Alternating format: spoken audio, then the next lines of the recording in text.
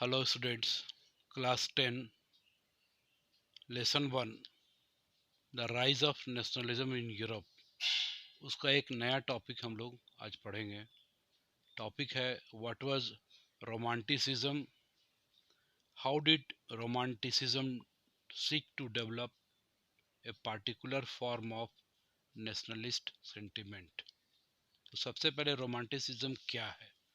तो romanticism was an artistic, literary and intellectual movement that originated in 18th century in Europe to develop a particular form of nationalist sentiment। ये क्या है? एक artistic, कह सकते हैं कला, साहित्यिक और बौद्धिक आंदोलन है जिसका जन्म है 18th सेंचुरी में यूरोप में हुआ। और इसका उद्देश्य क्या था? एक विशेष तरह के नेशनलिस्ट सेंटिमेंट को बढ़ावा देना। The movement glorified folk art and vernacular languages। इस मूवमेंट में क्या है कि जो फोक आर्ट है, क्षेत्रीय जो कलाएं थी, क्षेत्रीय भाषाएं थी, उनको ग्लोरीफाई किया गया। तो 3 पॉइंट में देखेंगे हम लोग कि कैसे इन्होंने डेवलप करने का प्रयास किया नेशनलिस्ट सेंटिमेंट को। The first point is romantic artist were against the glorification of reasoning and science. उस समय रीजनिंग और साइंस डेवलप कर रहा था। ये किसी बात को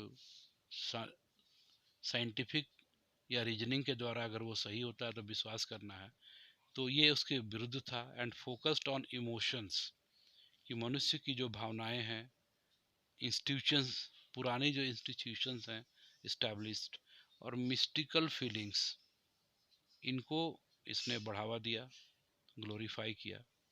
दूसरा क्या था कि दे वांटेड टू शेयर एक कलेक्टिव हेरिटेज, एक सामूहिक विरासत को वो शेयर करना चाहते थे। एक common cultural past as the basis of a nation, कि नेशन का जो कॉमन जो कल्चरल पास्ट है उसको इन्होंने आगे बढ़ाया, उस पर जोर दिया। अब तीसरा जो पॉइंट है, romantic philosophers wanted to create a true spirit of nationalism. ये एक शुद्ध राष्ट्रवाद को बढ़ाना चाहते थे। इसके द्वारा through folk songs, folk poetry and folk dances।